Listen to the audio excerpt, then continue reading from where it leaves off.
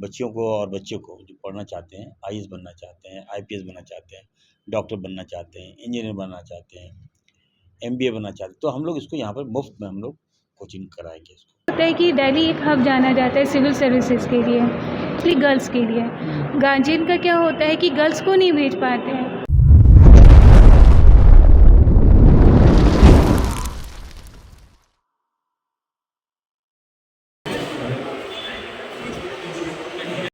और महीने में हम लोग 2 बार करते हैं बैठक को, लेकिन आज की बैठक काफ़ी इम्पोर्टेंट इसलिए है क्योंकि हम लोग यहाँ के बच्चे को ट्राइबल, हमारे दलित अल्पसंख्यक बच्चों को हम लोग आईएएस, आईपीएस, यूपीएससी की जो कोचिंग है उस पर हम लोग चर्चा कर रहे हैं और हम एक्सपर्ट को हम बुलाए भी। ये लोग पहले, आप नाम बताइए, क्या नाम है? ये लोग पहले चलाते हैं और हम लोग इसको हैंडओवर करेंगे इसको, इस कंपनी को। कंपनी का क्या नाम है? अभियान आईएएस एकेडमी है। तो हम जो कमिटमेंट किए हैं इसमें हमको 2-3 महीने लगेंगे इसमें, और फुल फ्लेज ये चालू हो जाएगा। हमारे जो बच्चे आईएएस बनना चाहते हैं, गरीब बच्चे जो है पढ़ना चाहते हैं, आईपीएस बनना चाहते हैं, जिनका सपना है कि हम लोग काफ़ी हम प्रयास कर रहे थे, अंतिम में हम ये मुकाम पे पहुँचे हैं और हमने एक एजेंसी को लाया है यहाँ पर। अब सरकार से वार्ता करके इसको फाइनलाइज हम लोग कर देंगे। और हज हाउस जो है बहुत बड़ा, आप देख रहे हैं बिल्डिंग है यहाँ पर, काफ़ी स्पेस है, काफ़ी हॉल है यहाँ पर। तो हर स्टेट में आईएएस, आईपीएस की कोचिंग होता है और हम चाहते हैं कि हमारी बच्चियाँ जो है पढ़ती भी है लेकिन उनको जानकारी के अभाव में वो जो लक्ष्य है वो प्राप्त नहीं कर पाते। तो उसके लिए हम आगे आ रहे हैं। हमारे जामताड़ा क्षेत्र से, हमारे हर ज़िले से हम लोग बच्चियों को और बच्चों को जो पढ़ना चाहते हैं, आईएएस बनना चाहते हैं, आईपीएस बनना चाहते हैं, डॉक्टर बनना चाहते हैं, इंजीनियर बनना चाहते हैं, एमबीए बनना चाहते हैं, तो हम लोग इसको यहाँ पर मुफ्त में हम लोग कोचिंग कराएंगे इसको। दूसरा है कि एक लाइब्रेरी भी हम लोग खोल रहे हैं, इसके लिए भी हम लोग सारी व्यवस्था हमने कर दिया है। और झारखंड, अब देख लीजिए, झारखंड बने 23 साल हुआ लेकिन 18 साल तो हम लोग नहीं काम किए। अब हम लोग फंक्शनिंग में आए हैं, तो ये दिखना भी चाहिए। और आपके माध्यम से इसलिए मैं चाहता हूँ कि राज्य के हमारे जो बच्चे हैं, जो बच्चियाँ हैं, उनका जो सपना है हज हाउस के माध्यम से हम लोग पूरा करेंगे। और देख लीजिएगा, ये कोचिंग सेंटर हमें लगता है कि झारखंड के लिए कि रीढ़ का पत्थर साबित होगा। तो ये कोचिंग हज हाउस में चलेगी और लाइब्रेरी हज हाउस में बनाया जाएगा? जी, हज हाउस में ही बनेगा। स्टूडेंट्स कौन सी कैटेगरी के होंगे? जनरल? ये देखिए, इसमें हम जी बिल्कुल मेरे कैपेसिटी होगा? ये अभी हम लोग होमवर्क कर रहे हैं और 2-3 महीना हमने समय लिया है। इससे सेंट्रल का भी फंड है, कल्याण विभाग से भी फंड आएगा और जो लोग इच्छुक हैं राशि देने के लिए, तो इसमें हमारे रिटायर्ड आईएएस होंगे, आईपीएस होंगे, जो इनकमिंग में अभी जो आईएएस, आईपीएस हैं वो लोग सारे मेंबर होंगे, एमएलए, एमपीज़ सारे मेंबर्स होंगे। और समाज की जो लोग इस मुहिम में हमारा साथ देना चाहते हैं उनको भी हम आगे लाएंगे और एक अच्छा इदारा होगा। आप देख लीजिएगा, झारखंड में एक पहला जो हम एक संदेश देना चाह रहे हैं, जो सपना था लोगों का, यहाँ के सपना था कि देख अभी हमारे पास हज हाउस है, इतना बिल्डिंग है, काम भी नहीं हो रहा है। तीसरा है कि इसको हम लोग कमर्शियल हम देना चाहते हैं। मान ली शादी ब्याह वगैरह हुआ या कुछ प्रोग्राम वोग्राम हुआ तो इतना बड़ा हॉल है, बेकार रहता है, तो इसको भी हम लोग अभी एजेंडा में हम लोग शामिल किए हैं, तो इसको हम लोग देंगे। तीसरा है, आप स्टेट लेवल पे बच्चे यहाँ पे सिलेक्ट होकर के आएंगे, बिल्कुल। रहने सहने का भी कुछ इंतजाम करना है क्या इसमें? हज हाउस नहीं, अभी देखिए, रहने का यहाँ पे कहाँ हमारे पास जगह नहीं है रहने का, लेकिन हम लोग कोचिंग कराएंगे और जब हम लोग अच्छा कोचिंग देंगे, अब एक्सपर्ट लोग आए हुए हैं, ये लखनऊ में देते हैं कोचिंग, है ना, दिल्ली में ही देते हैं और हर साल मतलब लोग टॉप भी करते हैं इनके कोचिंग से। कितना साल पुराना? तो कितने साल पुराना है आपको कोचिंग? ये मैडम बच्चियों के लिए देखती हैं और ये बॉयज़ के लिए देखते हैं, तो ये सारी बातें हैं। तीसरा है, सारे हम मेंबर्स ने कहा कि हज कमेटी बना है लेकिन स्टेटस नहीं दिया गया, मान्यता नहीं दीजिएगा तो कैसे काम करेंगे हम लोग। मेंबर्स को मान्यता मान लीजिए नहीं मिला अभी तक, ना चेयरमैन को ही मान्यता नहीं मिला है, तो सरकार से मेरा आग्रह होगा कम से कम इसको देखिए। ये बहुत बड़ा संस्था है आपका, इसको नज़रअंदाज किया जा रहा है, ये अच्छी बात नहीं है। ये तो जब से आपने पद ग्रहण किया तब से ये इस बात नहीं, इससे पहले से भी चला रहा है। 18 साल से काम मिला है किसी को, एक बार हाई साहब को मिला था। टर्म पूरा होने का टाइम आ रहा है। बहुत देखिए, ज़्यादा दिन रहा। टर्म्स की बात नहीं करते हम तो लंबे रेस तक हो रहा है हम। टर्म पूरा होने जा रहा है। जी नहीं अभी है सर जी जी, लेकिन वो टर्म्स की बात नहीं है। इसकी मान्यता मिले, मैं रहूँ ना रहूँ बात की बात है। मुझे जो भी आए उसको ये पद मिलना चाहिए।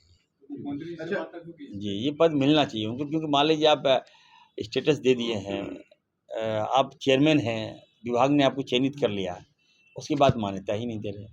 अब इसके साथ क्या हो रहा है, प्रॉब्लम क्या आ रही है, अगर मीटिंग में आप दिल्ली जाना है आपको, ठीक है, तो वहाँ आप जा नहीं सकते। मुंबई में हमारी मीटिंग प्राय होती है, आप वहाँ नहीं जा पाते।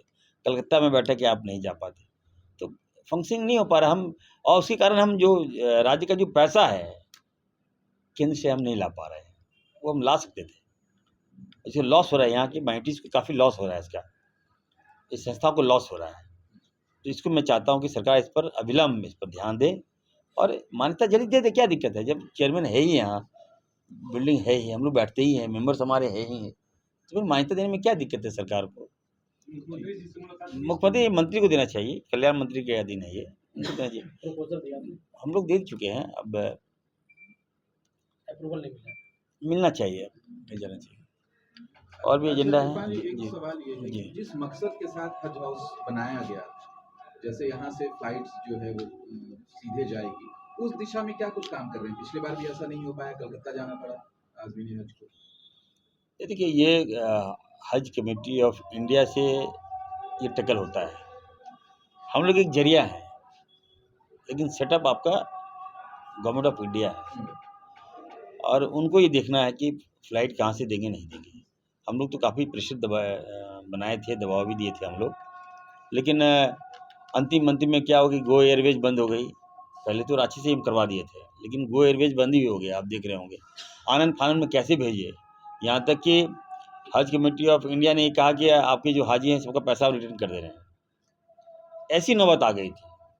हमें नहीं, ऐसा तो नहीं हो सकता है, आपको फ़्लाइट देना ही होगा। तो फिर अंतिम में हम लोग कलकत्ता से मिला था फ्लाइट।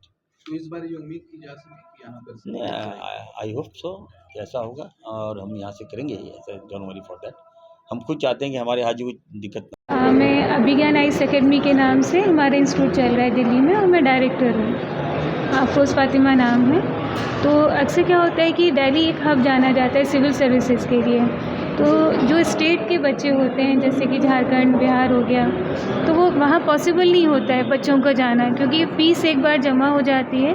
लेकिन दिल्ली में क्या होता है कि रहने खाने का जो ख़र्चा है वो बहुत ज़्यादा है। तो चेयरमैन साहब से कई बार मीटिंग हुई, तो यही था कि हम वो फैसिलिटीज़ जो दिल्ली में बच्चे जाके वहाँ पर लेते हैं, वो हम यहीं पर इनको प्रोवाइड करें। तो एक तो बच्चों को फ्री क्लासेस मिल जाएंगी, ख़ास तौर से जो माइनॉरिटीज़ हैं या SC ST, और स्पेशली गर्ल्स के लिए। गार्जियन का क्या होता है कि गर्ल्स को नहीं भेज पाते हैं। एक बार लड़कों को तो भेज दिया जाता है कि अरेंज करके, कि कैसे भी करके, लेकिन लड़कियों के साथ जो इशू आता है वो आता है सेफ्टी का, और सेफ्टी के साथ साथ आता है कि फंडिंग का, कि भाई कैसे इन्वेस्ट करें, क्योंकि लड़की के साथ ये होता है कि जो भी खर्च करना है वो उसकी शादी पर करना है। लेकिन अगर यहाँ हज हाउस में अगर क्लासेस होती हैं, तो एक तो उनके स्टेट में ही होंगी, उनको फ्री क्लासेस मिलेंगी, और मेरी साइड से ये कोशिश रहेगी कि जो दिल्ली में हम क्वालिटी मेंटेन करते हैं, वही क्वालिटी हम रांची हज हाउस में मेंटेन करें। बाकी कितने बच्चे क्वालिफाई किए हैं आपके इंस्टीट्यूशन? हर साल रहता है 20 से 25 बच्चों का सिलेक्शन रहता है UPSC में, और 15 से 20 जो स्टेट के एग्ज़ाम होते हैं वो रहता है। फिर सेंट्रल गवर्नमेंट के और एग्ज़ाम होते हैं, जैसे IB का होता है, असिस्टेंट कमांडेंट का होता है, या फिर और 1 डे एग्ज़ाम होते हैं, वो सभी बच्चे के लिए करते हैं। हाँ, बस ये है कि बहुत ईमानदारी से कोशिश करेंगे कि वही क्वालिटी मेंटेन करें, कि अच्छे मेंटोर लाएँ, दिल्ली से ही टीचर आएँ, तो ये लगे कि 1 साल 2 साल बच्चों पे मेहनत हो तो उनके रिज़ल्ट आना चाहिए। क्या सिलेक्शन प्रोसीड्यूर क्या होगा इसमें? अगर आप सिविल सर्विसेज की बात करते हैं तो ये मतलब 3 स्टेप में एग्ज़ाम होता है, प्री और मेंस इंटरव्यू, और ये 1 साल का प्रोसेस होता है। अब हज हाउस कैसे कंडक्ट कराता है इनको, कि बच्चों को किस लेवल पे उन्हें एंट्रेंस एग्ज़ाम देते हैं या एकेडमिक मेरिट पे लेते हैं, वो डिसाइड करेंगे। कितने दिन का रहेगा कोर्स? कोर्सेज रहेगा 1 ईयर का तो मिनिमम मान के चलिएगा। जी, अफरोज़ फ़ातिमा नाम है, अभिज्ञान आइस अकेडमी। यूनुस सर है, ये मैनेजमेंट देखिए, ऐसा है, हम तो यही चाहते हैं कि वहाँ से शिक्षक आए ताकि क्वालिटी मेंटेन हो पाए। क्योंकि देखिए यहाँ के लेवल अलग है, वहाँ का लेवल अलग है, तो बच्चे जाते ही इसलिए हैं कि वहाँ पर लोग IAS भी है। और एक्चुअली सबसे बड़ी बात ये है कि ये एक रोज़गार की दिशा में भी एक नया कदम है, क्योंकि रोज़गार ऐसे कि जैसे कि लोग IAS, सारे बच्चे तो IAS नहीं कर लेते हैं, कुछ लोग PCS होते हैं, कुछ लोग आपके UPSC निकालते हैं, कुछ पुलिस की कुछ निकालते हैं, तो हम उसको एक कॉम्बो की तरह पेश करेंगे ताकि वो सारे बच्चों को कहीं ना कहीं उनका सिलेक्शन तो रहेगा। आपके इंस्टीट्यूट में क्या एक बच्चे को अगर ऐसे जाते हैं तो कितना फीस लग जाता है? और क्योंकि जहाँ कंडक्ट कराएगा तो सब फ्री में रहेगा, लेकिन देखिए वो डिपेंड करता है अलग अलग जो किस कोर्स के अलग अलग सेगमेंट्स हैं, इसके अलग अलग एकेडमी में कहाँ जाना है, उसको IAS करना है, PCS करना है, अलग अलग फीस है, वो तो उसका स्ट्रक्चर अलग है, लेकिन यहाँ तो ये सब गवर्नमेंट की तरफ से होगा। लेकिन IAS के लिए क्या लगता है? वैसे करीब 2.5 से 3 लाख रुपए का एक बच्चे पे खर्च आता है। कितने बच्चे को बैच होगा जी बैच? बैच अभी मिनिमम देखिए 100 का हमने प्रपोजल रखा है, बाकी सर अगर ज़्यादा सेंट्रल से या कहीं से हेल्प मिलेगी तो सर देखेंगे। फैकल्टी कितने लोग? जी फैकल्टी देखिए सब्जेक्ट वाइज होती है, करीब 22 सब्जेक्ट हमारी 22 फैकल्टीज़ होंगी। एक बार नाम बता दीजिए फिर से। यूनुस नाम है मेरा, यूनुस हुसैन।